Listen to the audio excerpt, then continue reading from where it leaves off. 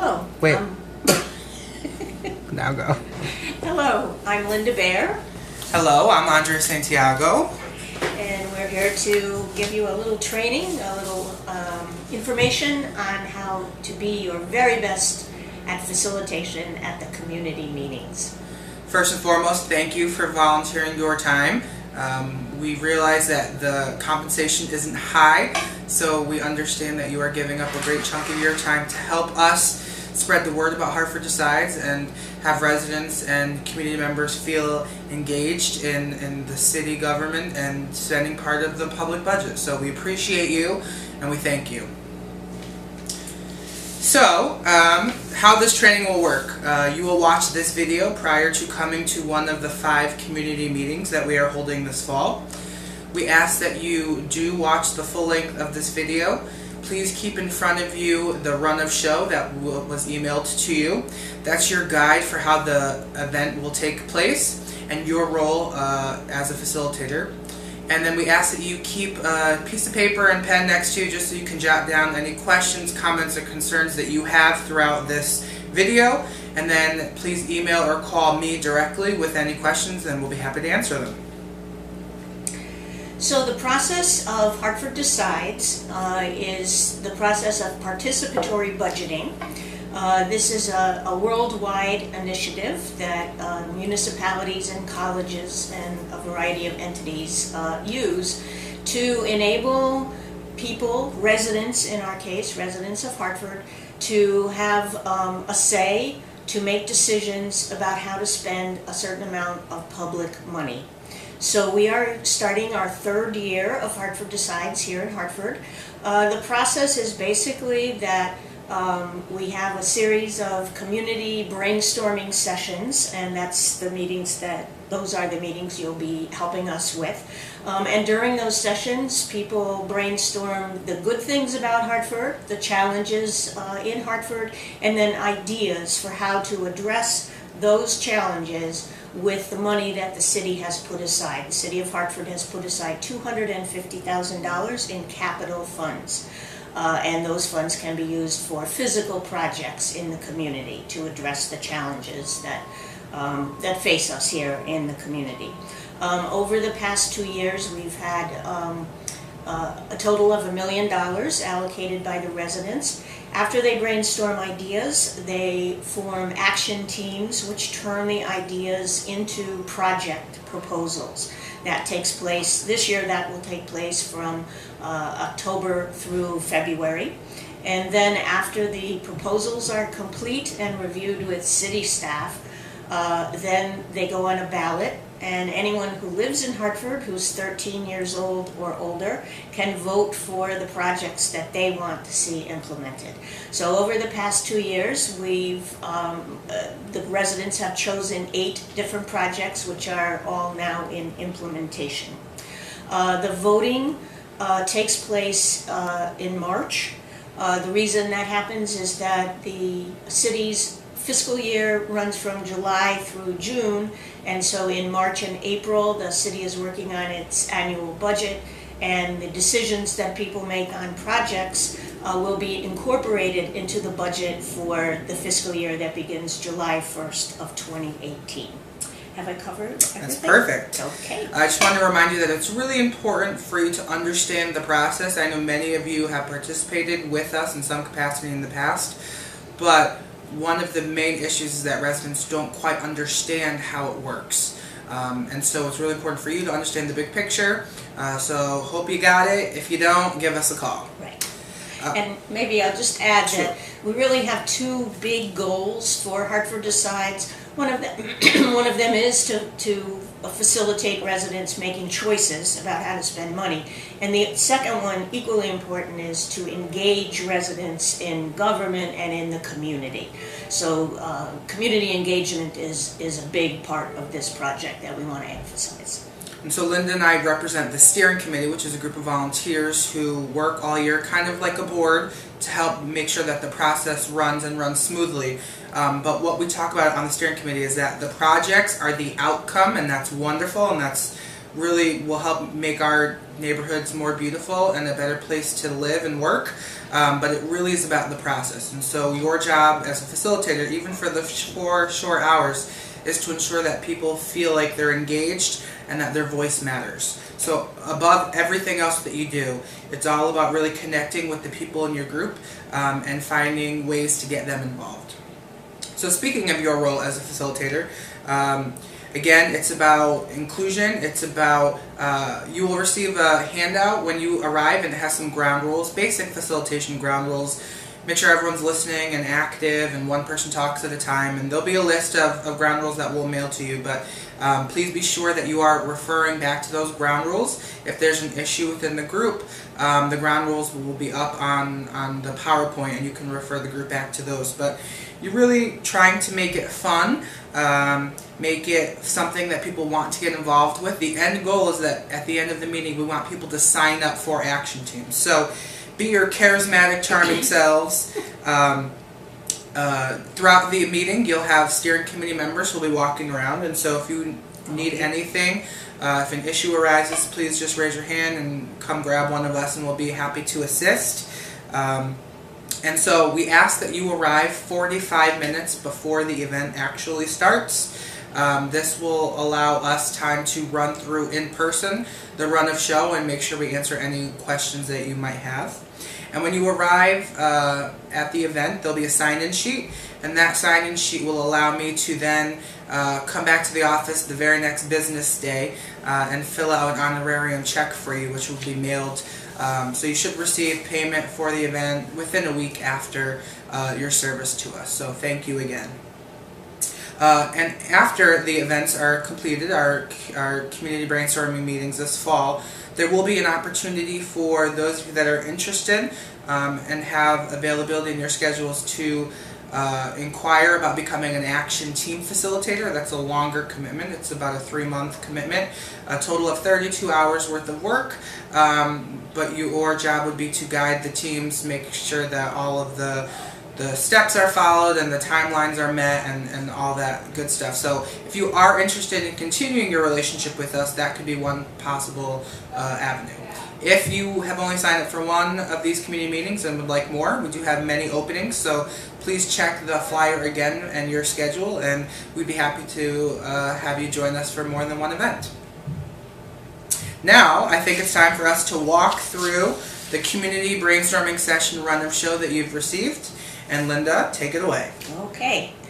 So there's an outline here, not only of what's happening and what time it's happening, but the content of the sessions that will refresh your memory. But feel free, as Andre said, to jot down any questions that you have. So the first step is an introduction to Hartford Decides. That will be done by the co-chairs of our steering committee, Christina and James. And we'll go over the history, the explanation of what capital funds are, which is an important concept, because people will want to come up with ideas that are programs that require paying staff. That we cannot do that with capital funds. It has to be more like construction or buying equipment or something like that. We'll come back to that in a bit. So there will be a review of the ground rules for the whole group at one time, and each participant has a copy of the ground rules in their folder that they receive when they arrive, so you can always refer to that as well. Then we will review the Hartford Decides principles, transparency, inclusion, the values that we go by, and feel free to use that as well. That will be in the folder also. Then we come, oh, and I should have said at the beginning that when folks arrive, they will be seated in groups of 6 to 10 people, and that's the size of the group that you'll be facilitating. Could be a little less, could be a little more, but that's our goal, to have the groups of that size. So we'll give an overarching description of what is supposed to happen during the first small group session so that everyone can be on the same page, but don't be surprised if folks were looking at their phone during that, or otherwise their brains were engaged on something else. So it is, of course, important for you to understand, and that's why we're doing this training. So we'll do an explanation of the session, and then when you get into the small groups, have everyone introduce themselves very, very briefly, just their name and their neighborhood if they know where they live. And everyone will have a name tag, so you can refer to them by name. Then for 15 minutes, the group will brainstorm what the good things of Hartford are, the assets that Hartford has.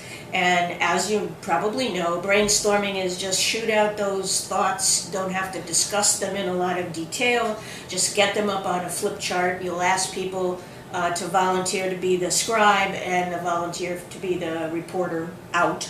And perhaps someone to keep time, make yes, sure that would be helpful as meets well. the deadline. Yeah, do keep track of time so we don't lose out at the end. And so keep the group moving. Then 15 minutes for brainstorming challenges. Again, it's important to get as many ideas out there as possible and not to kind of stop and discuss them in detail.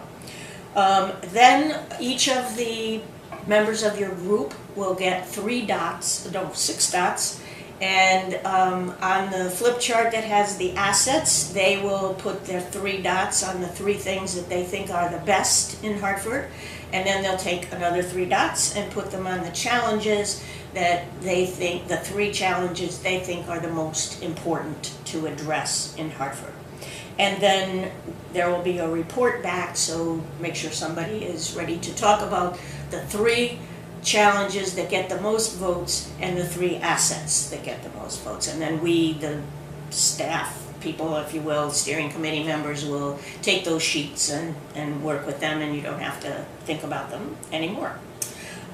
So you may find in this session, I often find that people do want to elaborate on their assets and their challenges, and of course you'll be polite and caring and all of that, but try not to let them get off the beam there, off the topic, if you will. Anything to add to that session? No, so it's 50 minutes for 2 main things, and plus an introduction. Right. So it's a very short amount of time, but we have a lot to do. So we ask that you really stick to the allotted time that's in the run of show. If for some reason you don't feel the time will be enough, please let us know. We have some flexibility because lunch is right after, so we want to make sure that the most important thing is that everyone feels valued and heard. So whatever you have to do as a facilitator, please do. But if you can stick to the allotted schedule, that would be best for us. Right. So then after the report back to the full group, people will be able to, including you, pick up pizza, lunch, and bring it back to the small group. So we're not really taking a huge break for lunch. It'll kind of be a working lunch. And we'll move then into the second segment of the small group work. And again, we'll do a general explanation to everyone so that we start with everyone hearing the same thing, which reminds me, you may find that people are coming late, and we will be adding them to your group. Before we add them, if they are not already familiar with Hartford Decides, we're going to give them a brief introduction so that it can put them on a level playing field with the other folks who are in your group. But that may happen because we do find people kind of coming in after the beginning of the session. But I'm sure you can cope with that easily. So the second small group session is focused on ideas for how to spend the $250,000. So this has both a brainstorming and a fleshing out component. We will have the challenges listed on a board so that everyone can see them. Your small group should select one of the challenges, spend a few minutes brainstorming what ideas would address that challenge, and then pick a few of those ideas, 1 or 2, and flesh them out a little more.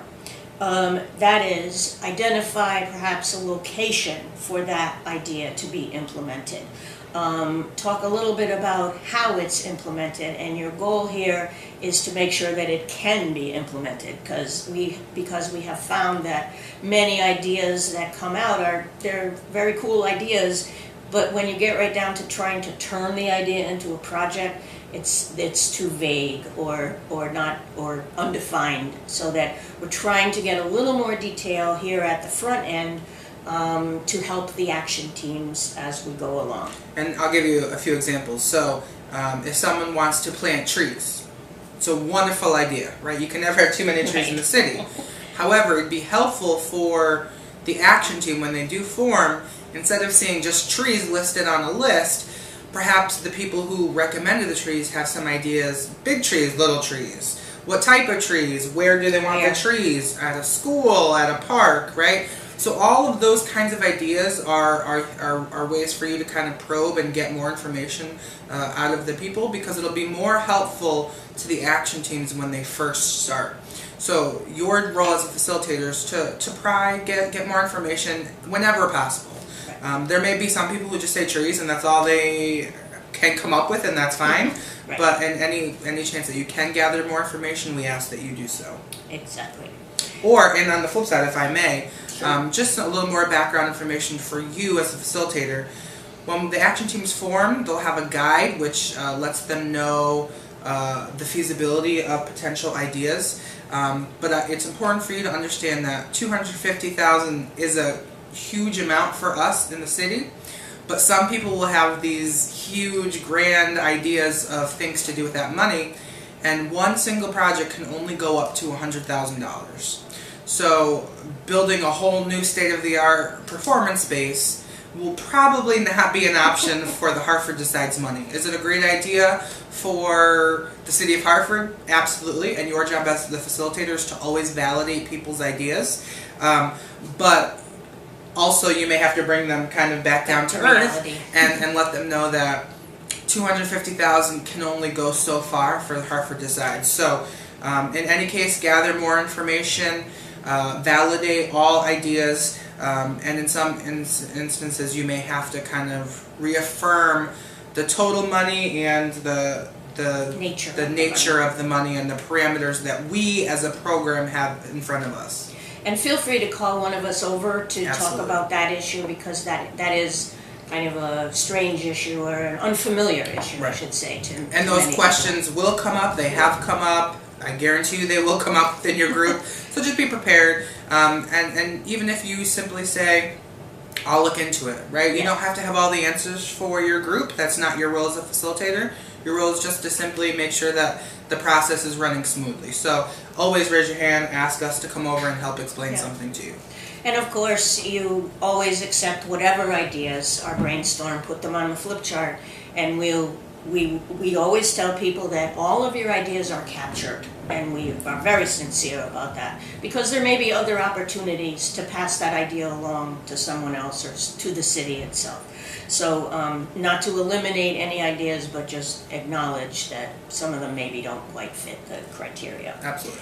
So in this small group session, which lasts from, it's about an hour, a little more than an hour and a half, hopefully you'll flesh out maybe 7 or 8 different ideas, but there's no requirement that the conversation is equally important, but again, you might find yourself getting bogged down a little bit, and you can help them move aside. So you take a challenge, brainstorm ideas about that, flesh out a couple of those ideas, then the group should move on to another challenge, do the same process, brainstorm ideas, flesh out a few, then move on to another challenge.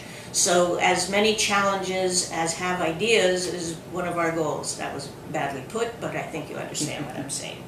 And we're asking that the group report out at least one idea. We'll have to play it by ear here because of the time constraints. If we can report out more than one idea, that's great. But all of them will be taken down, printed out, and we'll have them available for the action teams. And that brings us to the action teams. What we'll be doing with these ideas is grouping them in themes. So for instance, if a bunch of ideas address blight in the city, those will be grouped together. Those that address issues in the park will be grouped together. Those themes then become the action teams. So an action team will deal with ideas that are centered around one theme, not scattered all over. So at the end, we'll be indicating those themes and asking people to sign up for an action team to move forward. They don't have to. If this was as much as they could contribute and want to contribute, that's fine as well. But we're hoping that folks will continue and turning the ideas into projects. And we also hope that you as a facilitator will encourage your group to sign up. It's not a lifelong commitment. If they sign up because they're interested and something happens in a month and they can no longer do it, that's fine.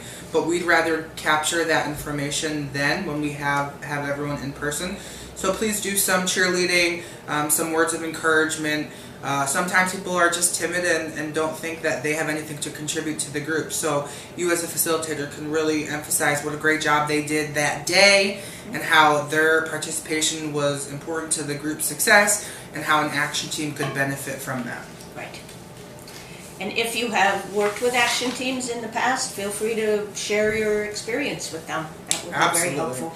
Absolutely. So let's do a little recap.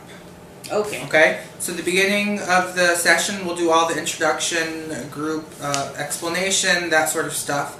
You'll get with your group will start to work, and you'll talk about the assets of Hartford, what's really great here in the city because we have a lot of good stuff happening. Then we'll talk about challenges. What do they foresee that are hindering Hartford being as beautiful and awesome as it could be, right? Then the groups each person will choose their top 3 assets and their top 3 challenges using sticky dots that we'll provide.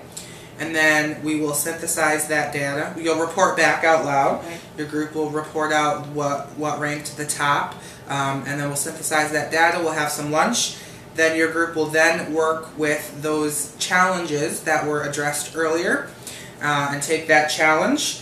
And from that challenge comes ideas about how to address that challenge. And then from that idea, you'll work with the group to flesh out some additional information, and then you move on to a new challenge. So it's really challenge, ideas, flesh it out a little bit, and then we move on to the next challenge. And you'll have about an hour and a half to do that, gather as many ideas and as much information as possible for us to use and give to the action teams later. And then finally, at the end of the day, really encourage people to sign up for action teams. Hartford Decides is only a success because we have volunteers who give up their time, energy, resources, talents, gifts to help make our program the best that it can be. So really, really encourage people to sign up for action teams. And we'll also be inviting folks to fill out a feedback form that will help us make our next community brainstorming session even better than the first one. Or the second one. Thank you. And so we mentioned lunch during this. I just want the record to show that this one training video serves the same for all 5 of our training sessions, realizing that 2 of them are at night and will be a little shorter. So whichever community event you sign up for, you'll get a specific run of show for that event, which has all of the times and where food will be within that event. So be flexible. You'll hear from me directly via email prior to the event with this video link and with the tailored run of show for that event. And if you're not eating lunch, you're eating supper. Absolutely. There's food at everyone. There'll be pizza literally every event. So if you sign up for all 5, I hope you like pizza. With that, I think our training has come to an end. We thank you again for your service. We will see you at whichever event you sign up for. Please remember that you are expected to show up 45 minutes prior to the event kickoff for an in-person review of the session.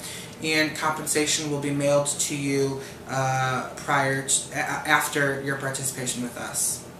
Thank you very much. Thank you very much, and go forth and lead our people. Thank you.